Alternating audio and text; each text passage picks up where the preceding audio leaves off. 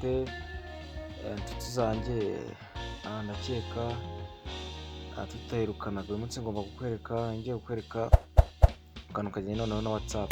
Hari ukuntu uyikoresha noneho ikamera nkaho irangira, none nka nararetse done irahita imyereka ko bidakunda.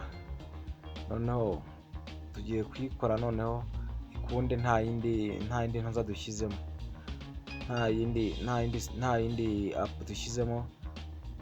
app dushyizemo nyine ngo tugiye kwidownloadinga dukoresheje ya yindi. Yaranditse ngo select backup, noneho tujya hano handitse ahangaha handitse ngo never, handitse never.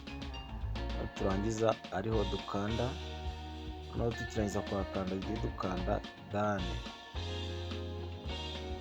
Noneho nitumara gukanda done, ndakeka bya bindi twashakaga bya WhatsApp bisanzwe birahita bizamo, kandi ntabwo byari biri kuzamo.